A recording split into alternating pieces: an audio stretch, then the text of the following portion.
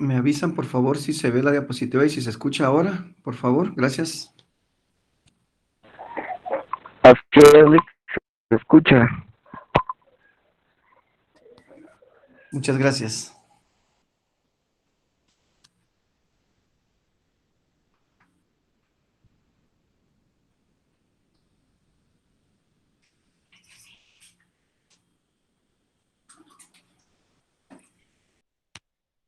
Bien, vamos a comenzar entonces con la clase que nos corresponde para el día de hoy. Decía, curso de Derecho Procesal Penal 1, semana número 15.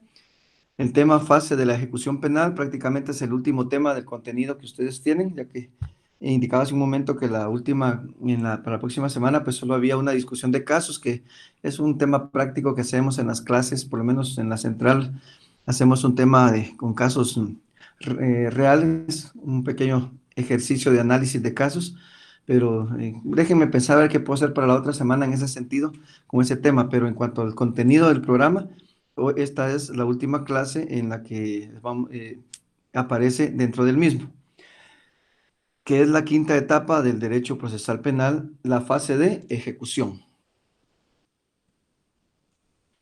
En ese sentido, entonces, podemos indicar que en cuanto a la fase de ejecución penal, pues los jueces de ejecución son quienes conocerán todo lo concerniente al cumplimiento de ¿qué? De la pena y la extinción de esta.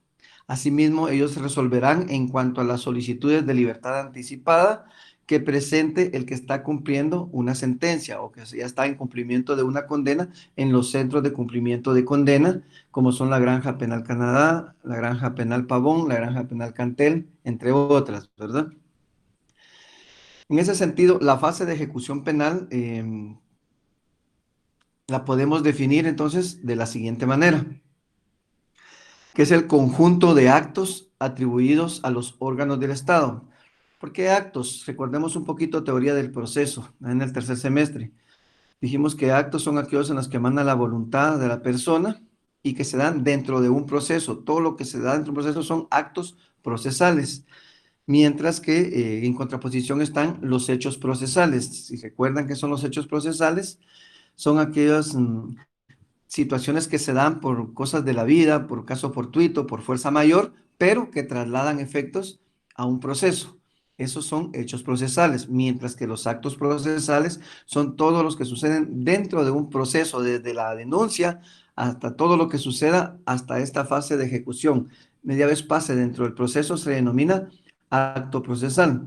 El hecho procesal podría ser que, digamos, para el día lunes hay una audiencia de debate y al señor Juan pues se le ha indicado de que continúa la audiencia de debate el día lunes a las 9 de la mañana. El señor Juan pues es, pongámosle, es un sindicado, ¿sí? Es un sindicado, pero que goza de goza de medidas sustitutivas y por eso se encuentra en libertad y tiene que hacerse presente el día lunes a las 9 de la mañana. Don Juan se levanta a las 6 de la mañana, a las 7 de la mañana sale de su casa porque sabe el problema del tráfico en la ciudad capital, pero cuando ya va llegando al Trébol, se encuentra con un tráfico bastante pesado, producto de una manifestación que se está dando por el Trébol. Situación que él impide pasar y se queda trabado en ese tráfico, no puede avanzar y se atrasa hacia los lados, se quedó en medio, prácticamente se quedó varado en el tráfico. Cuando se da cuenta, ya son las 8 de la mañana, le queda una hora para llegar al tribunal, sigue la situación, no logra solucionarse absolutamente nada, pasan las 9 de la mañana y él sigue en el tráfico y no pudo asistir a la audiencia de debate donde él es un sindicado, donde eso le podría provocar que le decretaran la rebeldía y por ende la orden de aprehensión inmediata. Nomás sale de esa situación, don Juan se hace presente y presenta una excusa y como medios de prueba presenta algunas grabaciones televisivas que muestran que definitivamente hubo ahí una manifestación que impidió la libre locomoción de todos los automovilistas, lo cual provocó un paro por más de 4 horas. Todo el mundo, es un hecho notorio, todo el mundo se dio cuenta de esa situación y él quedó en medio de eso. Entonces, ¿qué pasa? ¿Qué tiene que ver esa manifestación con la audiencia a las 9 de la mañana? Nada, pero sí trasladó efectos procesales porque don Juan, que es un sindicado, no pudo presentarse y la juez otorgó 24 horas para que él manifestara por qué razón no se hizo presente, de lo contrario le iba a revocar las medidas sustitutivas y a emitir una orden de aprehensión en su contra. Él se presenta los medios necesarios para demostrar, aunque todo el mundo se dio cuenta que era un hecho notorio, que sí hubo una manifestación por la mañana. Entonces, ¿qué sucede? Que le aceptan la excusa y la van a reprogramar. Eso es un hecho procesal, que no tiene absolutamente nada que ver esa manifestación donde él se quedó varado, pero trasladó efectos a un proceso porque no se pudo llevar a cabo la audiencia. Hecho procesal. Ahora lo que pasa dentro de los procesos se le denomina actos procesales. Bien, habiendo recordado eso, sigamos. En la fase de ejecución penal, entonces, se dice que es el conjunto de actos atribuidos a quién, a los órganos del Estado, facultados legalmente para ello, que tiende a dar cumplimiento dentro de los límites establecidos por la ley y los reglamentos a los pronunciamientos contenidos en el fallo o parte dispositiva de las resoluciones judiciales ejecutables recaídas en un proceso. Cuando se trata o se trate de la ejecución de penas privativas de libertad, deberá tenerse en cuenta que éstas están orientadas a ¿qué? ¿Qué es lo que se busca? Orientadas a la reeducación y a la reinserción social de quienes, de los condenados, ¿verdad? Ese es el fin realmente que tiene la pena de prisión, que es una de sus características, es que es un castigo, ¿verdad? Es retributiva, ¿verdad? Está retribuyendo el mal actuar con una consecuencia jurídica que tienen los tipos penales. Los tipos penales, recordemos que se conforman de dos partes, el supuesto de hecho y la consecuencia jurídica. El supuesto de hecho es la prohibición y la consecuencia jurídica es la pena de prisión que contiene cada tipo penal. Por ejemplo, el homicidio. Comete el delito de homicidio quien diere muerte a otra persona. Ese es el supuesto de hecho. ¿Cuál es la prohibición? Matar. No se puede matar. Y quien rompe esa obligación, dice, al causante de homicidio se le impondrá una pena de prisión de 15 a 40 años de prisión. La consecuencia jurídica, ¿verdad? Entonces, pero esa consecuencia jurídica del Estado definitivamente castiga cuando se violentan esos bienes jurídicos tutelados, protegidos por el Estado en los tipos penales. Sin embargo, el fin de esa situación es la readaptación de quién? La readaptación de los condenados, ¿verdad? Que realmente puedan readaptarse, que realmente puedan reorientarse, ¿sí? A manera de poder que esta persona al momento de cumplir la sentencia a la cual se le impuso, pues puedan regresar. ¿Regresar a dónde? Puedan regresar a la vida social. Eso lo manifiestan los artículos del 17 al 20, 21, por ahí de la Constitución Política de la República de Guatemala, cuáles son los fines de los sistemas penitenciarios. Y de hecho, en la ley del régimen penitenciario, en su artículo 3, habla también relacionado con los fines del sistema penitenciario.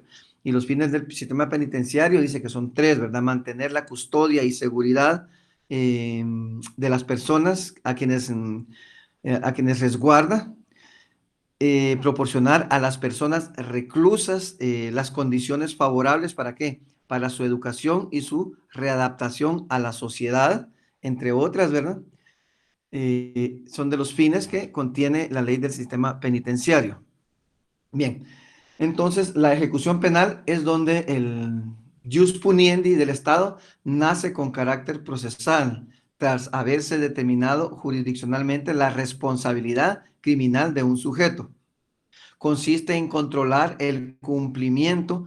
La fase de ejecución, podemos decir también que consiste en controlar el cumplimiento de las penas privativas de libertad y las medidas de seguridad. La ejecución penal se puede definir también como la última parte o etapa del proceso penal en la cual la finalidad eh, radica en que se dé cumplimiento ¿a qué? A la resolución o a la sentencia dictada por el órgano jurisdiccional competente. Entonces, es decir, que la ejecución penal se encuadra en dos aspectos. Uno que sería la etapa procesal en la cual se señala la condena a cumplir y la otra, el cumplimiento de esta condena por parte del condenado. ¿Emitida por quién? Por el órgano jurisdiccional. En relación a la fase de ejecución penal, ¿cuál es la regulación legal? Dentro de un régimen, diríamos, democrático o Estado de Derecho, mejor dicho, la justicia y el derecho deben partir precisamente ¿de dónde? De la Constitución Política de la República de Guatemala. Los tribunales, como es en el caso guatemalteco, deben partir del principio de la supremacía constitucional. Todas las resoluciones emitidas por los tribunales de justicia eh, no deben contrariar los mandatos constitucionales bajo pena de ser nulos de pleno derecho, lo que conocemos como ipso iure. Asimismo, ninguna ley o tratado, incluso tratados de derechos humanos, deberá menoscabar, violar, tergiversar o limitar que de los derechos que la Constitución Política de la República garantiza. Tiene en nuestro país, entonces, su asidero legal en la Constitución Política de la República de Guatemala en los artículos 19 y en el artículo 203, que habla precisamente de la jurisdicción de los tribunales de justicia.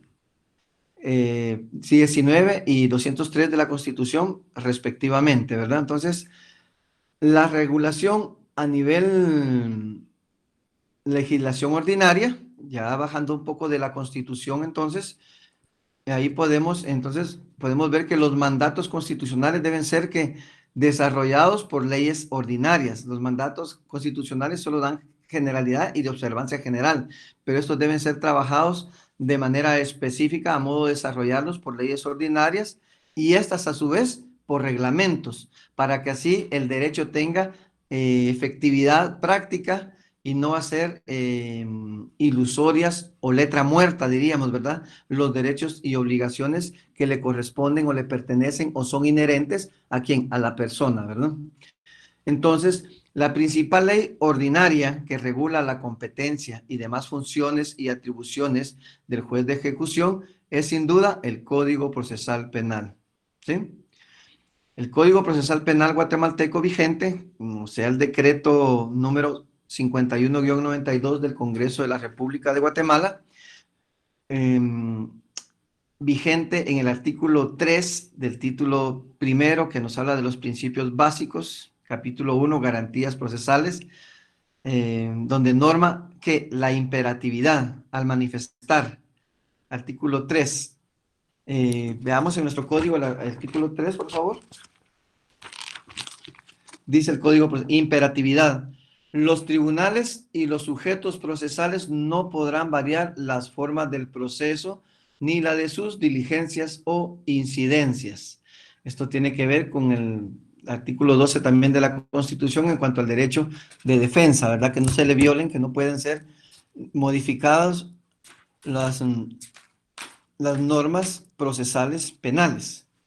En ese sentido, entonces, esa norma en cuanto a la imperatividad, al decir que los tribunales y los sujetos procesales no podrán variar las formas del proceso ni las de sus diligencias o incidencias. Este aspecto es importante, ya que el procedimiento establecido para la ejecución de las sentencias en el ramo penal no pueden ser variadas precisamente por el principio de imperatividad que lo establece de esa manera en el artículo 3. ¿Sí? Los tribunales y los sujetos procesales no podrán variar las formas del proceso ni la de sus diligencias o incidencias. Ya está previamente establecido el proceso, el procedimiento, en especial en esta fase de ejecución, y no pueden ser variadas, sino cumplirlas tal y como lo establece nuestro Código Procesal guatemalteco. Por otro lado, si vemos más adelantito ahí nuestro código en el artículo 7, ¿qué dice? El artículo 7 dice independencia e imparcialidad.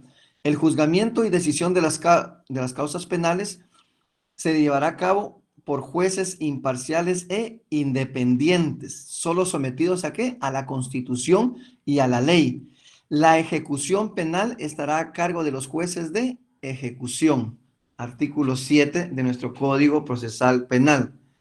Por ningún motivo, las restantes autoridades del Estado podrán arrogarse el juzgamiento de causas pendientes o la reapertura de las terminadas por una decisión firme.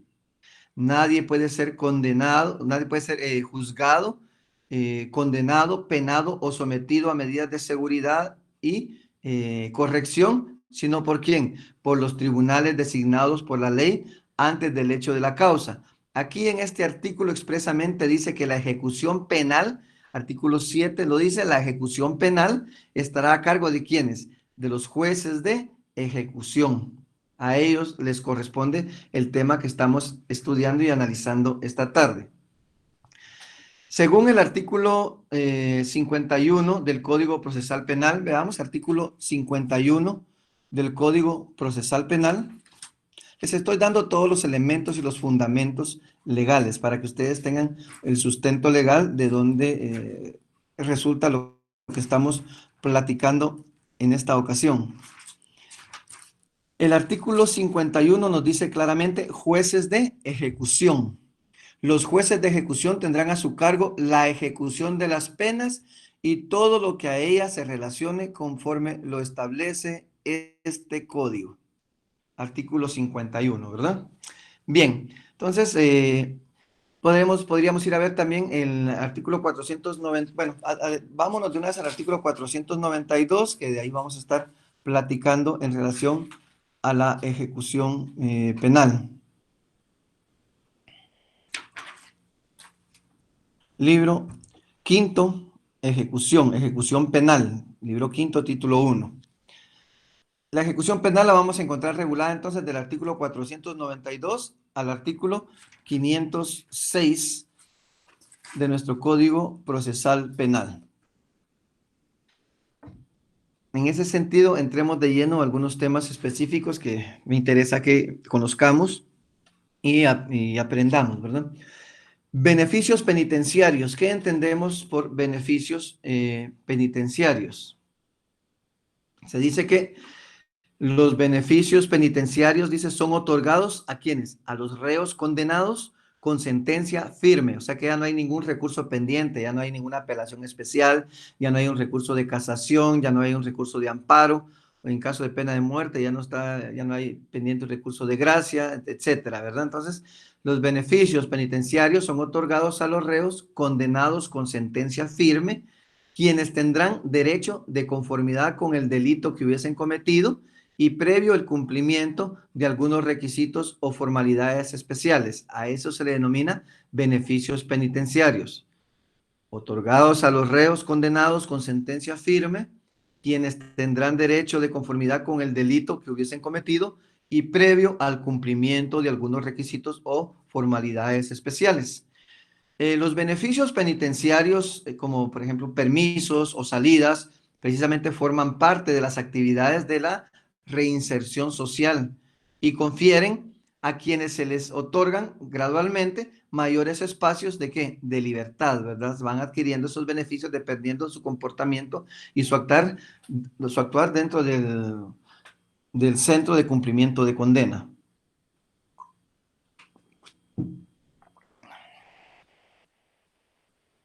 Los beneficios penitenciarios regulados en Guatemala son los siguientes. Cuando hablamos de esos beneficios que se otorgan aquí en Guatemala o que tienen derecho los privados de libertad que ya están en cumplimiento de condena, en un centro de cumplimiento de condena precisamente, estamos hablando de los incidentes de redención de pena por estudio y trabajo útil y o productivo y un incidente de libertad anticipada. Estos son dos de los beneficios penitenciarios regulados en las normas internas del derecho guatemalteco en materia penal. El incidente de redención de pena por estudio y trabajo útil y o productivo y el incidente de libertad anticipada. Ok, en cuanto al incidente, de libertad anticipada, hablemos del incidente de redención de pena por estudio y trabajo útil y productivo. Realmente, este tipo de beneficio penitenciario, el de redención de pena por estudio y trabajo útil y o productivo, es el más solicitado dentro de la población carcelaria. Tiene como fin principal redimir mediante la educación y el trabajo útil y o productivo las penas privativas de libertad impuestas en sentencia firme, incluyendo la proveniente de la conversión de la pena de multa. La redención de penas será de un día por cada 2 días de educación o trabajo útil. Bueno, ¿cómo funciona esto? La redención de penas será por cada día de estudio o por cada día de trabajo, aquí está typeado mal, por cada día útil de estudio o cada día de trabajo, se le va a valer por 2, ¿sí?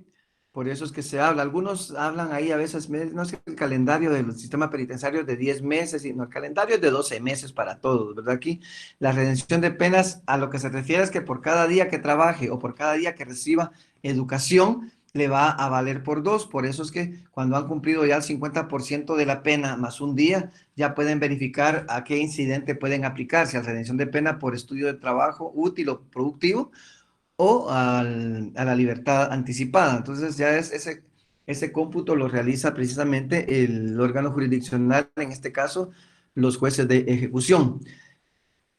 Esto está regulado en los artículos 70, 71, 72, 73 y 74 de la Ley del Régimen Penitenciario, decreto 33-2006. Tanto este beneficio como el incidente de libertad anticipada, el de redención de pena por estudio y trabajo útil y productivo se encuentran regulados en estos artículos.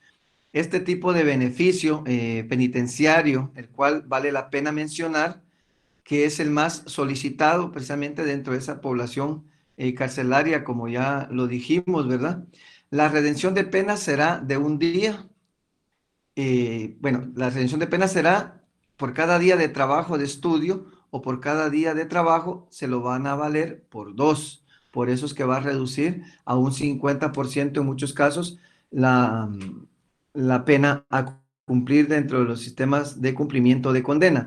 Se pasa algunos más de la mitad, más un mes, 2 meses por ahí, más el trámite que se lleva a realizar las audiencias en los tribunales de ejecución. Entonces, la palabra redención significa, esa palabra de redención la podemos traducir o dar el significado como de redimir. Y ello puede entenderse como librar de una obligación. Repito, la palabra redención la podemos traducir como redimir, que eso puede significar o puede entenderse como librar de una obligación, básicamente refiriéndose en el ámbito penal. Es una abreviación realmente de la pena impuesta por los tribunales como consecuencia de determinados esfuerzos que el penado realiza. O sea, no es de gratis, no es solo por estar ahí, no. Estos beneficios penitenciarios son productos precisamente de determinados esfuerzos que el penado realiza, por lo que lo más conveniente de decir sería, o en otras palabras podríamos decirlo, una aminoración o rebaja de la pena y no tanto una redención de penas. Pero es cuestión de criterios, al final el fin es el mismo, ¿verdad? Este beneficio realmente, desde el punto de vista jurídico penal, la redención de penas por el trabajo es uno de los procedimientos legalmente establecidos de deducción. ¿De qué? De la duración de las condenas de privación de libertad, basados, diríamos, basados esencialmente en la predisposición del recluso para la vida en libertad. Predisposición manifestada por medio de qué? Por medio de la aplicación constante a una actividad que a él le signifique productividad, que sea productiva. No basta solo con esa productividad o el trabajo o el buen desempeño o el estudio, sino que eso va aunado o acompañado también de una buena conducta. Una buena conducta, y así como el acatamiento de los preceptos disciplinarios que regulan la vida dentro de las prisiones. Entonces, no solo es el estudio, no solo es el trabajo, sino que también su comportamiento debe ser intachable, ¿verdad? Un comportamiento que debe transmitir a las autoridades penitenciarias el deseo de recuperar su libertad, pero de recuperarla para participar dentro de la sociedad como una persona de bien, como una persona que ha entendido y que ha sufrido ese castigo de la prisión, lo cual redunda en el deseo de una readaptación positiva a la sociedad. Entonces, no solo es entonces el trabajo y el estudio, sino debe ir acompañado de esa buena conducta y del acatamiento, por supuesto, de las normas disciplinarias que se regulan dentro de la vida de las prisiones o los sistemas penitenciarios, no solo en Guatemala, sino en cualquier país, ¿verdad? Entonces, en ese sentido, la vida carcelaria, el recluso condenado va a lograr una reducción en la duración de la condena.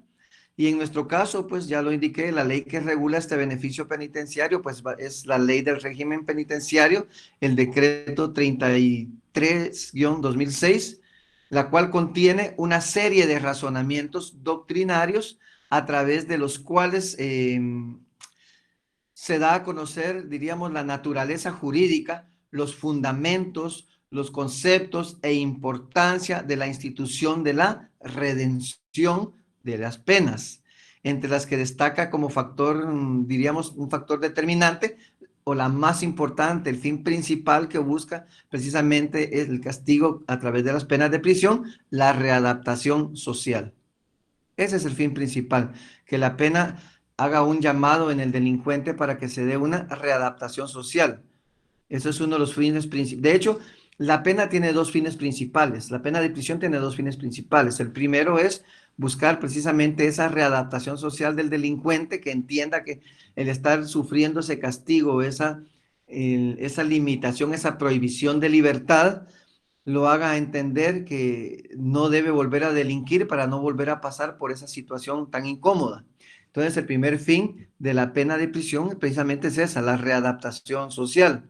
Y el segundo fin es, ya no va encaminada al delincuente, sino a la generalidad de la sociedad, como que, como un fin de prevención general.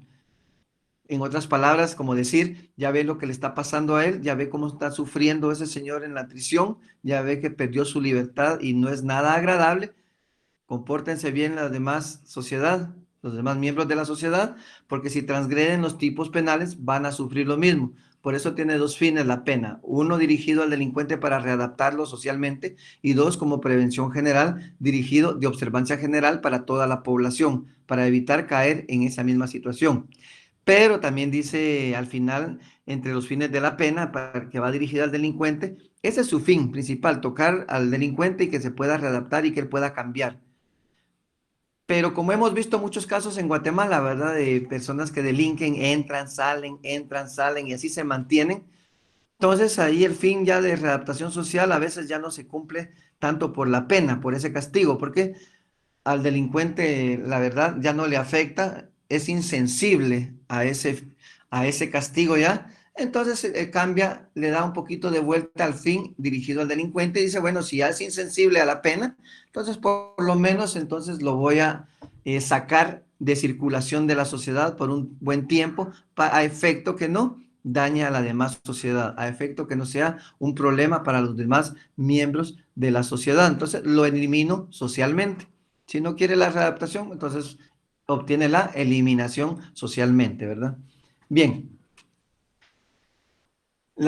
esta ley realmente del sistema penitenciario, entonces brinda al recluso la oportunidad de ¿qué? Le brinda una oportunidad de dedicarse al trabajo útil, a un trabajo productivo, al estudio, como diríamos, como una única forma práctica para su reeducación y adaptación al medio social, y que éste puede brindar incluso desde dentro ayuda a su familia y ahorrar para su desenvolvimiento al momento que obtenga su libertad.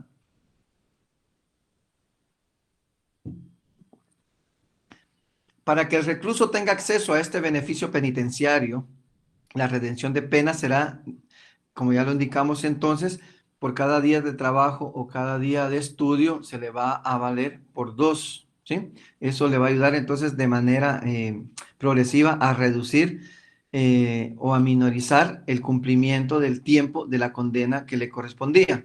Esto definitivamente lo regula también nuestra ley de sistema penitenciario. En el artículo podemos ver el artículo 71, si no, apunten artículo 71 y luego ustedes le dan lectura a ese artículo. Déjenme ver si lo tengo por acá.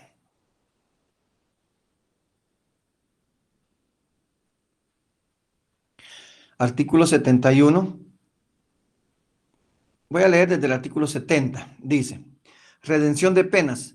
Puede redimirse las penas de privación de libertad, incluyendo la proveniente de la conversión de la pena de multa, impuestas en sentencia firme, mediante la educación y el trabajo útil y o productivo de conformidad con el reglamento respectivo.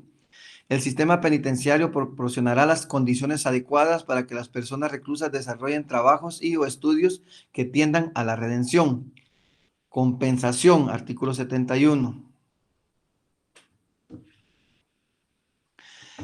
En ese sentido, en la compensación nos va a hablar que la redención de penas se va a lograr a través de la educación o el trabajo útil productivo, o uno de educación y uno de trabajo, ¿verdad? Entonces, eso le ayudará a él a reducir el cumplimiento de en un menor tiempo posible esa condena que le fue impuesta en un momento determinado. Tomando en cuenta que los reclusos no pueden abonar tiempo de instrucciones, sino solo con trabajo. Los que hayan completado su instrucción primaria al ingresar al establecimiento o centro de cumplimiento de condena y los que sepan leer y escribir. Este beneficio también tiene ciertas limitaciones, ¿sí? Hay unas limitaciones, o en otras palabras podemos decir que este beneficio de redención de pena por estudio y trabajo útil no puede ser otorgado por las siguientes causas. Hay personas a las que no pueden optar a este incidente de redención de pena por estudio y trabajo. ¿Cuáles son? Nos habla, en primer lugar, a quienes mediante informe del equipo multidisciplinario, tratamiento, se le haya declarado delincuente de alta peligrosidad social. Si de acuerdo al comportamiento de esta persona dentro del sistema penitenciario, el equipo multidisciplinario de tratamiento, al momento de analizar su caso, al momento de evaluar el comportamiento, determina que él es un delincuente de alta peligrosidad social, no se le va a dar este beneficio de la redención de pena por estudio, trabajo útil y o productivo. En segundo lugar, no va a tener derecho a este beneficio quienes no observen buena conducta durante el cumplimiento de la condena, según lo indiquen los informes de quién, de la Subdirección de Rehabilitación Social. O sea, si nos damos cuenta, ellos siempre van a estar bajo control dentro del sistema penitenciario en el cumplimiento de sus condenas. Hay unas comisiones ahí reguladas por la ley que están siempre al pendiente del comportamiento de cada uno de ellos, y tienen las bitácoras personales de cada uno, y ahí van pues llevando el control de que el comportamiento sea bueno o sea malo, al cual va a redundar en que tiene derecho a un beneficio o no tiene derecho a un beneficio. En tercer lugar, tampoco se le va a aplicar este incidente, no va a tener ese beneficio a aquellos que traten de quebrantar la sentencia. ¿Cómo? Quebrantar la sentencia realizando un intento de fuga o evasión, logren esta o no su propósito. Aquellos que hagan ese intento de fugarse del centro de cumplimiento de condena, pues automáticamente pierden el derecho de poder aplicar a este beneficio. Cuarto, cuando en sentencia firme se haya resuelto la limitación de este beneficio, cuando se dice, bueno, se le condena 50 años inconmutables, ¿verdad? No puede conmutar de ninguna manera esa pena de prisión. Cuando por el tipo de delito la ley expresamente indique la prohibición de la redención de la pena. Cuando por el tipo de delito la ley expresamente indique la prohibición de la redención de la pena. Y sexto, cuando cuando el condenado o la condenada tengan pendientes de resolver por autoridad judicial su participación en otros hechos delictivos. En el caso del numeral 5 que dice cuando por el tipo de delito la ley expresamente indique la prohibición de la redención de la pena, ahí podemos mencionar algunos como el homicidio doloso, el asesinato, el parricidio, la violación agravada, el plagio, secuestro, el robo agravado, entre algunos, ¿verdad? Que expresan precisamente que la pérdida de ese beneficio por el tipo de tan gravoso del delito. Por otro lado, tenemos lo que conocemos como el incidente de libertad anticipada por buena conducta. Este ya es distinto al anterior y obviamente los plazos van a ser distintos, pero esos plazos los determina el juez de ejecución, ¿verdad? Cuánto tiempo debe, de acuerdo a la pena impuesta, en qué tiempo él ya puede aplicar a una libertad por redención de penas o en qué tiempo ya puede aplicar a un incidente de libertad anticipada. Hay una variación ahí de, de cierto tiempo entre uno y otro, pero son dos beneficios que teniendo la ejecutoria, el abogado, solicitándola en el juzgado de ejecución, ahí nos dan la ejecutoria de nuestros patrocinados que están en cumplimiento de condena y ahí nos dicen claramente en qué fecha ya podría solicitar la redención de pena por trabajo o estudio o en qué fecha ya puede solicitar el incidente de libertad anticipada por buena conducta y nos dice la fecha exacta, desde el momento que ellos ya llevan el control, que él ya estaba privado de libertad, aún de la preventiva, hasta el momento que ya va que el tiempo total que debe cumplir ya en un centro de cumplimiento de condena, ellos ya hacen ese cálculo correspondiente y le va a dar dos fechas distintas. Uno para cuando ya puede aplicar para libertad anticipada y otro para cuando ya puede aplicar para libertad por redención de penas por trabajo o estudio. Obviamente eso debe ser corroborable y comprobable, ¿verdad? Si no, de lo contrario, no va a poder gozar de esos beneficios. Dice, incidente de libertad anticipada por buena conducta. Para gozar de este beneficio penitenciario es necesario que el condenado haya observado que buena conducta durante las 3/4 partes de la condena. Este ya cambia, ¿se dan cuenta? Para gozar de este beneficio penitenciario es necesario que el condenado haya observado buena conducta durante las 3/4 partes de la condena. 3/4 partes. Si digamos que fue la condena es de 12 años de prisión, ¿en qué tiempo debería ya de haber cumplido para poder solicitar el incidente de libertad anticipada? 12 años de prisión. En este caso, si está hablando de las 3/4 partes, diríamos al cumplir 9 años de prisión, ¿verdad? Entonces ya puede solicitar, no va a cumplir los 12, sino a los 9 ya puede verificar de acuerdo a la ejecutoria que tiene el juzgado de ejecución si coincide con la fecha que el cómputo que pudo haber hecho el defensor y el condenado y ya poder solicitar la aplicación de ese beneficio en favor del privado de libertad. Entonces, para gozar de este beneficio penitenciario es necesario que el condenado haya observado buena conducta durante las 3/4 partes de la condena y en dicho caso se le pondrá en libertad, en el entendido de que si el recluso comete un nuevo delito durante el tiempo que está gozando de dicho beneficio, deberá cumplir el resto de la pena y la que corresponda al nuevo delito cometido. Esto lo encontramos regulado en el artículo 44 del Código Penal. Entonces, este incidente de libertad anticipada por buena conducta lo encontramos regulado en el artículo 44 del Código Penal. No es aplicable el otorgamiento de dicho beneficio cuando el reo haya observado mala conducta, definitivamente.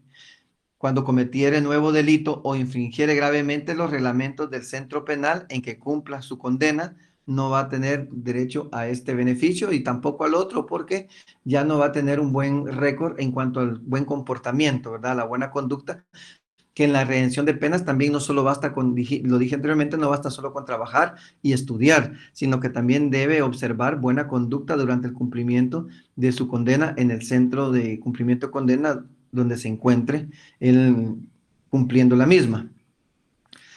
Entonces, este incidente de libertad condicional se encuentra regulado también en los artículos 78, 79, 80, 81 y 82 del Código Penal, ¿sí? Del Código Procesal Penal.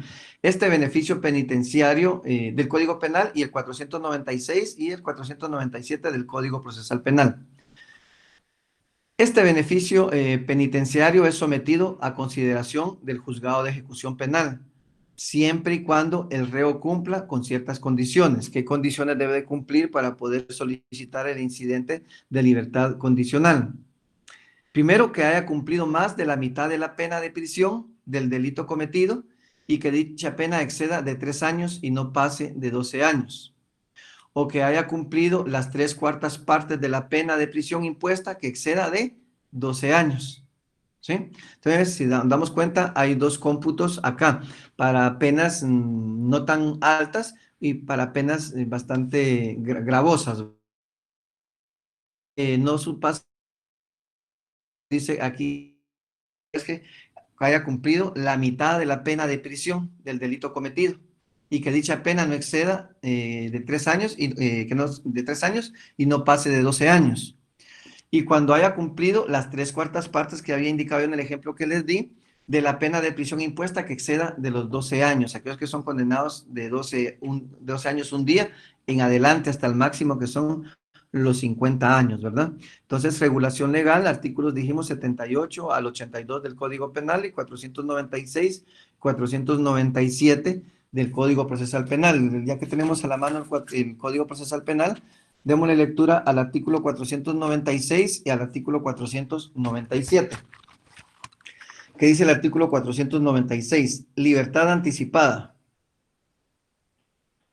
Leamos desde el 495 que nos habla del incidentes. Incidentes. El Ministerio Público, el condenado y su defensor podrán plantear incidentes relativos a la ejecución y extinción de la pena. El juez de ejecución los resolverá previa audiencia a los interesados, salvo que hubiera prueba que rendir, en cuyo caso abrirá el incidente a prueba. Los incidentes relativos a la libertad anticipada y todos aquellos en los cuales por su importancia el juez estime necesario serán resueltos en audiencia oral y pública, citando a los testigos y peritos que deban informar durante el debate. Libertad anticipada. La dirección del establecimiento donde el condenado cumple pena privativa de libertad remitirá al juez de ejecución los informes previstos por la ley penal para los efectos pertinentes. El incidente de libertad condicional y otros beneficios podrá ser promovido por el condenado por el defensor de oficio, en cuyo caso el juez emplazará a la dirección del presidio para que remita los informes que prevea la ley penal.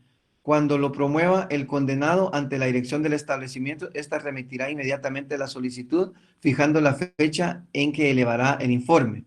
El juez podrá rechazar sin trámite la solicitud cuando fuere manifiestamente improcedente o cuando estime que no transcurrió el tiempo suficiente para que hayan variado las condiciones que motivaron el rechazo anterior. Cuando la libertad fuera otorgada, en el auto se fijarán las condiciones e instrucciones según lo establecido por la ley penal. El liberado en el acto de la notificación deberá prometer que las cumplirá y expondrá el modo de cumplirlas. Fijará domicilio o residencia y recibirá una copia de la resolución. El juez de ejecución vigilará además el cumplimiento de las condiciones impuestas, las que serán reformables de oficio o a petición del condenado y su defensor. Revocatoria de la libertad condicional. Siempre que no proceda la libertad condicional por unificación de sentencias o penas, el incidente de revocación será promovido de oficio o a pedido del Ministerio Público. Si el condenado no pudiera ser hallado, se ordenará su detención. El incidente se llevará a cabo cuando fuere habido y el juez podrá disponer que se le mantenga preventivamente detenido hasta que se resuelva el incidente. El juez decidirá por auto fundado y en su caso practicará el nuevo cómputo.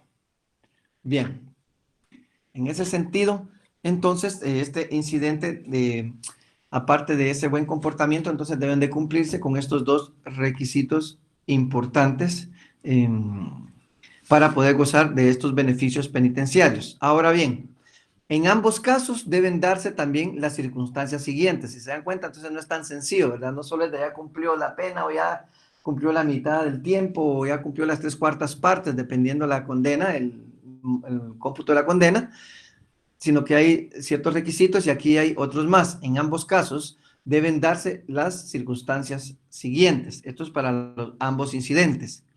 Que el reo no haya sido ejecutoriamente condenado con anterioridad por otro delito doloso. Si ya esta es la segunda condena que está cumpliendo, ya no tiene beneficios, ya no va a poder gozar de esos beneficios penitenciarios. Que el reo haya observado buena conducta durante su reclusión justificada con hechos positivos que demuestren que ha adquirido hábito de trabajo, orden y moralidad. Y eso hay una comisión encargada dentro de los dentro del sistema penitenciario que se encarga de llevar ese control de cada uno de los privados de libertad en cumplimiento de condena. 3, que haya restituido la cosa o reparado el daño en los delitos contra el patrimonio y en los demás delitos que haya satisfecho en lo posible la responsabilidad civil a criterio de la Corte Suprema de Justicia. Esto es regulado en el artículo 80 de nuestro Código Penal. Entonces, en relación a esto, el tiempo de duración de este régimen se prolongará durante todo el tiempo que le falte para cumplir la pena impuesta. Pero si durante este periodo que se encuentra en libertad, ya gozando de este beneficio penitenciario, se cometiera un nuevo delito o violar esas medidas de seguridad condicionadas que le pudieron haber impuesto, pues procederá a la revocación o será revocado el beneficio y se hará efectiva la parte de la pena que haya dejado de cumplir sin computar en la misma el tiempo que haya permanecido definitivamente en libertad. La revocación de este beneficio debe ser solicitada, como leímos, ¿por quién? Por el Ministerio Público o de oficio por el juez de ejecución. Leímos también que si el condenado, leímos ahí, no se encontrare, no puede ser hallado, pues inmediatamente el juez de ejecución va a emitir una orden de aprehensión en su contra. El incidente se llevará a cabo cuando fuere habido ya la persona o haya sido detenida, y también leímos que el juez incluso puede detenerlo de forma preventiva mientras resuelve el incidente correspondiente. Y al momento de resolver, leímos también que el juez iba a decidir de acuerdo a un auto fundado y en su caso practicará el nuevo cómputo para ver si es que logra todavía beneficiarse de los beneficios penitenciarios, hará un nuevo cómputo. Ahora, si transcurre el periodo de libertad, va con las condiciones que le impusieron bajo el régimen de libertad condicional, sin que el beneficiado haya dado motivo a la revocación, entonces se tendrá por extinguida la pena. ¿Sí? En este tema de la extinción de la pena siempre estemos pendientes, muchachos, porque uno cuando lee la ley al final dice, la primera interpretación que uno le hace dice, bueno, se da por extinguida la pena, o sea, ya se extinguió.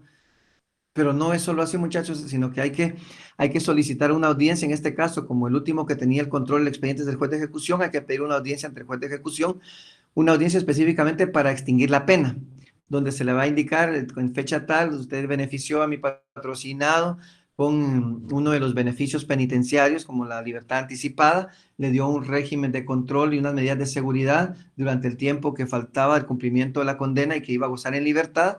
Ya ha transcurrido este tiempo y no ha tenido ningún solo problema, no ha faltado a ninguna de las condiciones que le fue impuesta a mi patrocinado, por lo que solicito, honorable juzgador, que se extinga la pena de manera judicial. Entonces el juez va a escuchar y va a emitir una resolución donde será el juez el que lo va a indicar que se extingue la pena. Y con eso ya tenemos un documento para poder más adelante, ¿qué? Poder buscar dicen, dicen o decimos algunos, ¿verdad? Para limpiarle sus papeles, de verdad. ¿Cómo limpio mis papeles? ¿Cómo limpian mis papeles? Pues sacudiéndolos, ¿verdad? Les digo yo, porque en materia de penal, en materia procesal penal, cuando hay una condena, el término correcto es para poder rehabilitar los antecedentes penales y policíacos. Rehabilitar los antecedentes penales y policíacos es el término correcto, ¿verdad? Vulgarmente, pues en la calle decimos, ¿verdad? Para limpiar los papeles, ¿verdad? Limpiar mis antecedentes, pero no, el término correcto es para la rehabilitación de los antecedentes penales y policíacos. En ese sentido, entonces, para los efectos de declarar la extinción de la pena al finalizar precisamente el beneficio otorgado, este debe tramitarse en la vía incidental. Por eso se le pide ante un juez, ante el juez de ejecución, en la vía incidental, de acuerdo a lo que establece. Aquí ya no se utilizan los incidentes del artículo 135 al 140 de la Ley de Organismo Judicial. Aquí el incidente que se utiliza para el proceso penal en casi en la mayor parte de situaciones que dice que se va por la vía incidental, se refiere al artículo, si lo ubicamos en el Código Procesal Penal, el artículo 150 bis. Si buscamos el artículo 150 bis, le vamos a dar una pequeña lectura solo para que nos quede la información. 150 bis dice: trámite general, escuche, trámite general de los incidentes. Este incidente tiene que ver únicamente para el Código Procesal Penal. Cuando se promueva un incidente para el cual este código no señale un procedimiento específico, se procederá de la forma siguiente, ¿sí? La parte que promueve el incidente solicitará una audiencia para sustanciar el mismo, exponiendo los argumentos que fundamentan su petición y proponiendo e individualizando la prueba cuando se refiera a cuestiones de hecho. El incidente que sea promovido sin cumplir con los requisitos anteriores será rechazado. El juez o tribunal que deba conocer el incidente citará al imputado, al Ministerio Público y a las demás partes a una audiencia que deberá realizarse dentro del plazo máximo de 2 días, 2 días en el caso de que se trate de cuestiones de derecho y de 5 días en el caso de que se trate de cuestiones de hecho. ¿Por qué? Porque el hecho sí se prueba, el derecho no, porque ya está en la ley, ¿verdad? Bueno, dije, el derecho no se prueba porque ya está en la ley y en los hechos sí se prueban porque son hechos controvertidos. Pero, pregunta de examen privado, pero hay dos excepciones en cuanto a derecho que sí se abre a prueba. ¿Cuáles son las dos excepciones en cuestiones de derecho que sí se abre a prueba? Dos excepciones hay.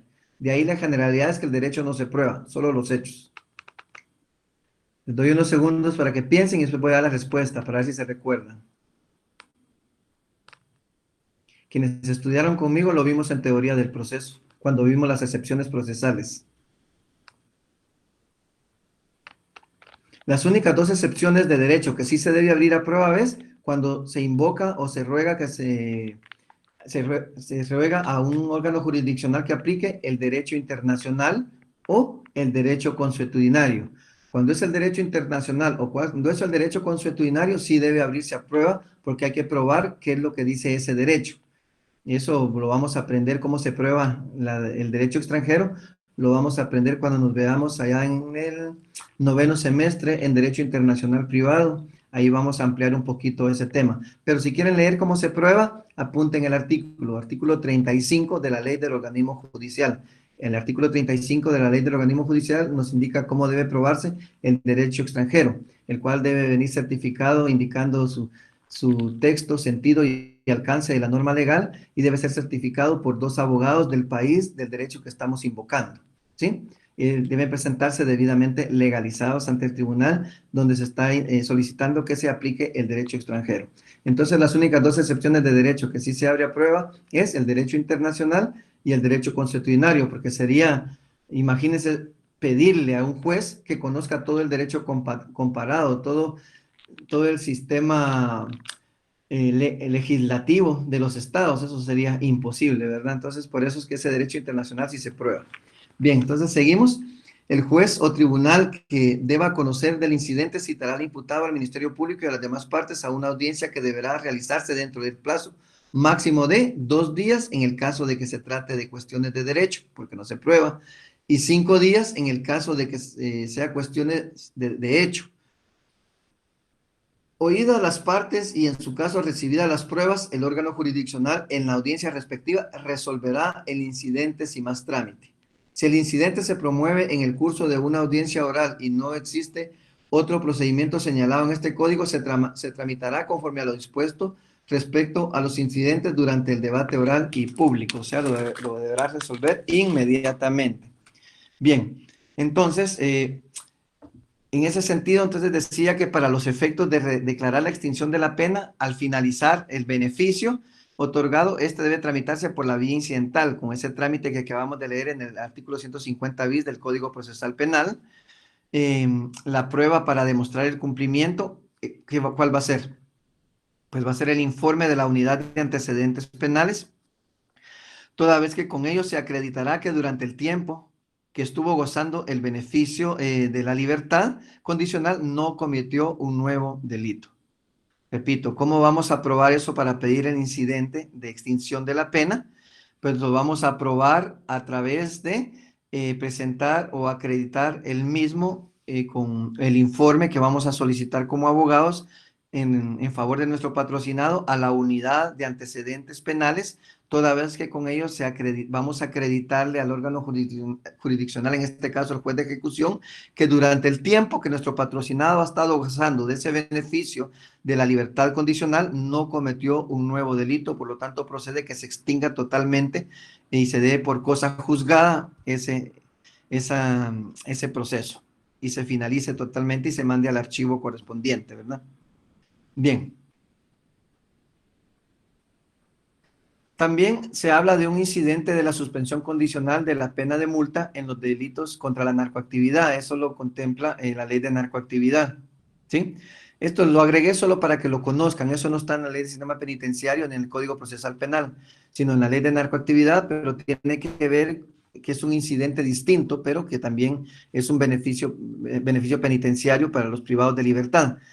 A este se le denomina incidente de la suspensión condicional de la pena de multa en los delitos contra la narcoactividad, porque ahí se ponen a veces unas penas de multa bastante altas, ¿verdad? Entonces, en el caso de los delitos contra la narcoactividad, los penados con multa que no hicieran efectivo el pago en el término legal o que no cumplieren con efectuar las amortizaciones para su debido pago, cumplirán su condena con privación de libertad, regulándose el tiempo entre 5 y 100 quetzales por día, según la naturaleza del hecho y el monto de la droga incautada.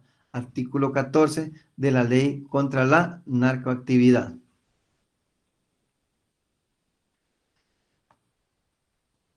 En ese, en ese sentido, cuando se hubiera impuesto también una pena de prisión, la conversión comenzará a cumplirse, o la conversión comenzará al cumplirse precisamente la pena de prisión. Nadie podrá de ninguna manera cumplir más de 30 años de prisión por cuestiones de una conversión de multa a pena de prisión. Nadie puede cumplir más de 30 años de prisión. Este incidente permite al condenado en cualquier tiempo pagar la multa deducida por la que o la parte que le correspondiere de la prisión sufrida. El principal privilegio al ser otorgado este beneficio penitenciario es el hecho de que si al concluir la pena de prisión el condenado hubiera observado la buena conducta, el juez competente podrá otorgar la suspensión condicional de la pena de multa. Eso lo puede hacer también el juez de ejecución perfectamente. Para la aplicación de este beneficio, el condenado, ¿qué es lo que debe acreditar? Porque muchos, o tal vez hemos escuchado a algunos, pero ¿qué pasa si la multa es bien alta y no la puede pagar? O sea, nunca va a salir. O sea, entonces va a quedar preso de por vida, privado de libertad de por vida. No, la pena no puede pasar, esa conversión no puede pasar, que dije, más de 30 años, ¿verdad? Y para la aplicación de este beneficio, el condenado debe acreditar. ¿Qué debería acreditar o qué debe acreditar? Pues sencillamente lo que debe acreditar es la solvencia económica, que ni bienes, que no cuenta ni con bienes inmuebles o cuentas bancarias a su favor, por lo tanto nunca podría cumplir eh, esa pena de multa, jamás lo podría hacer, y si se la van a convertir en prisión, pues no va a ser por un máximo de 30 años, si es demasiado el dinero, ¿verdad? En cuanto a la multa que se le haya impuesto, pero existe la posibilidad de que nosotros como abogados podamos solicitar que la misma sea suspendida condicionalmente, la pena de multa, así como se puede suspender condicionalmente la pena, también se puede suspender condicionalmente la pena de multa, y solo lo vamos a demostrar con esa insolvencia económica de nuestro patrocinado, ¿verdad? Que es carente de bienes y de cuentas bancarias para poder cumplir con esa pena impuesta. Por lo tanto, solicita que se le beneficie con esa suspensión condicional de la pena de multa, precisamente para no desnaturalizar estos beneficios penitenciarios, si no, no tendrían razón de ser, ¿verdad? La idea es que aquel que esté dando muestras de resocialización, de reorientación, de que se puede adaptar a la sociedad perfectamente, pues el Estado busca precisamente eso, ese es su fin, no mantenerlo preso ahí toda la vida. Entonces, pero para eso tienen que hacer ciertos sacrificios que son los que ya hemos estado viendo, ¿verdad? Para poder obtener esos beneficios. La ley también del régimen penitenciario tiene también una redención especial, le denomina redención especial. Esa la encontramos regulado en el artículo 72 de la ley del régimen penitenciario, la redención especial, y dice que la redención especial es otorgada a los reclusos que durante el cumplimiento de la pena de prisión aprueben los ciclos especiales de alfabetización o concluyan el ciclo primario dentro del centro penal. Los que se sometan al programa de alfabetización o los que aprendan concluyan todo su ciclo primario porque no habían podido estudiar, no habían terminado la primaria y la terminan dentro del cumplimiento de condena en el centro penal. Este beneficio, dice, se les otorga por una sola vez y les va a dar una rebaja de 90 días, tal y como lo establece el artículo 72 de la ley del régimen penitenciario. Este beneficio nace como, ¿qué podríamos decir? Nace como un incentivo para todos aquellos condenados o condenadas que a su ingreso a un centro de cumplimiento de condena sean analfabetas, ya que si durante su reclusión aprenden a leer y aprenden a escribir, se les va a beneficiar, aparte de los beneficios que ya tienen, con una rebaja de 90 días de prisión. Cabe mencionar que los privados de libertad deben satisfacer todos los requisitos que se encuentran regulados en las leyes específicas para la aplicación de cada uno de los beneficios penitenciarios, siendo el trámite de estos el que ya vimos. ¿Qué trámite es? El de la vía incidental. ¿Cuál es el procedimiento entonces para solicitar los beneficios penitenciarios? Dice, el Ministerio Público, el condenado o su defensor podrán plantear incidentes relativos a la ejecución y extinción de la pena. Consecuentemente, el juez de ejecución lo resolverá previa audiencia a los interesados, salvo que hubiera prueba que rendir, en cuyo caso abrirá el incidente a prueba. Artículo 495 que ya leímos. El trámite de los incidentes es el señalado en el artículo 150 bis del Código Procesal Penal, y para que se declare la procedencia por parte del juez de ejecución es necesario que la Subdirección de Rehabilitación Social de la Dirección General del Sistema Penitenciario remita al juez de ejecución todos los informes necesarios para la aplicación del beneficio solicitado. Posteriormente a que se haya diligenciado los medios de prueba, el juez debe dictar auto correspondiente en el cual considere legalmente la procedencia o la improcedencia del beneficio solicitado. El artículo 495 que leímos del Código Procesal Penal pues, establece que el Ministerio Público, el condenado o su defensor son los que pueden plantear los incidentes relativos a la ejecución y extinción de la pena.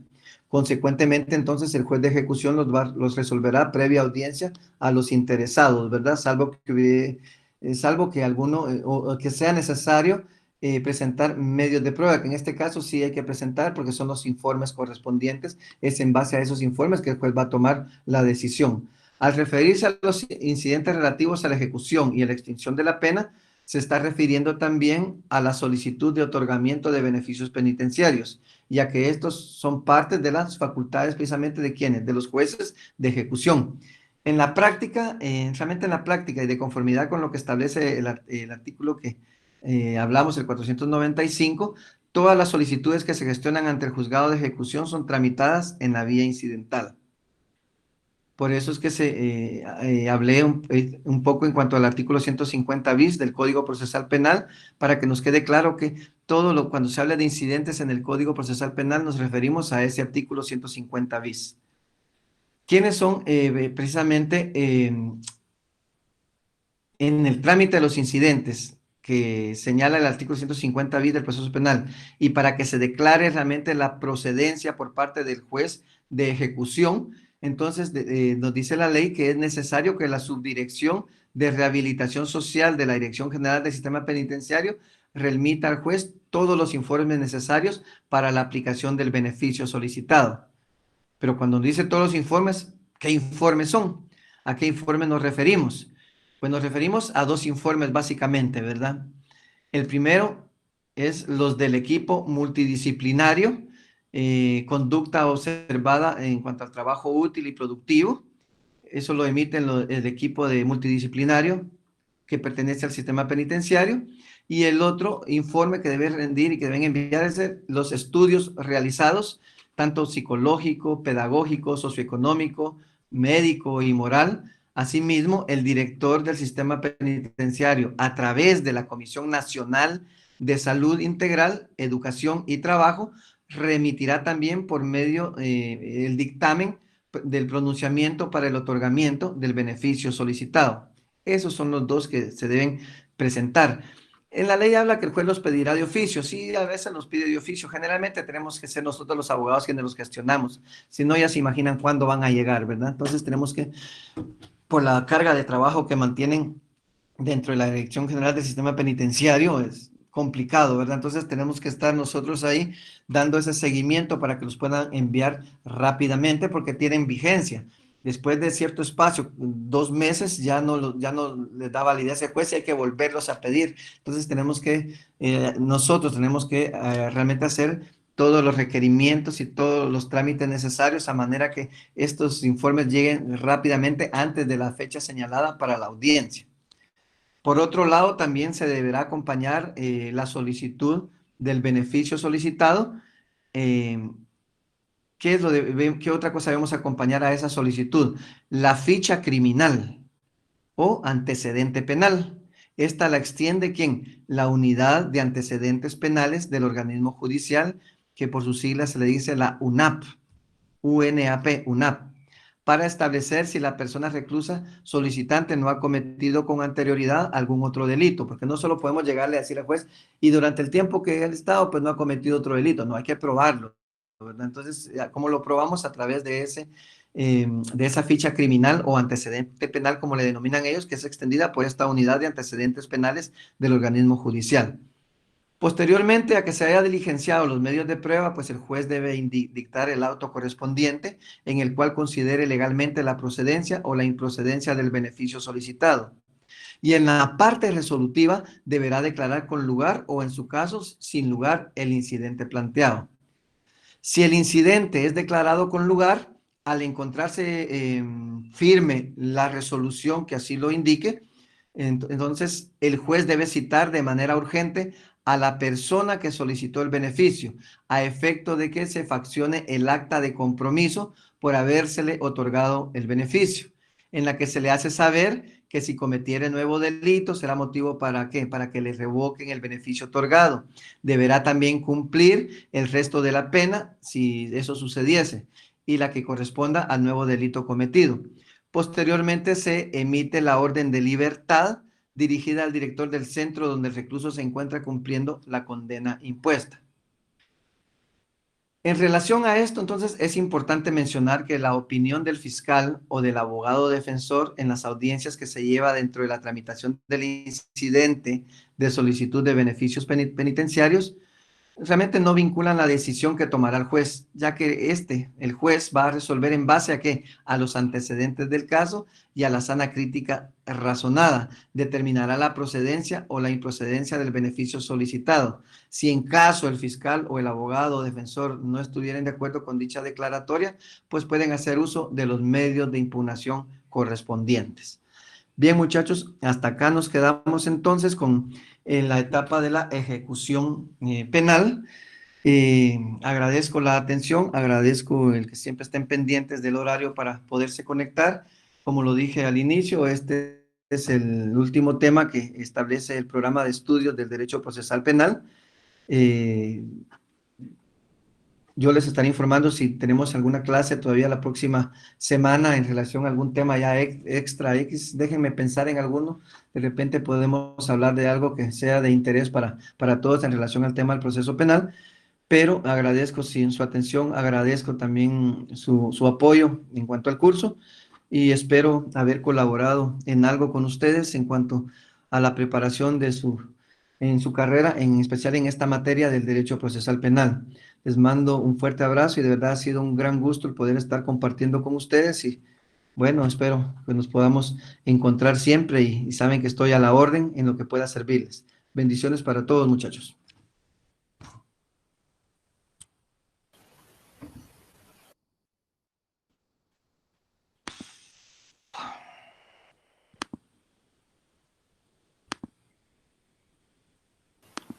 Excelente, Lick.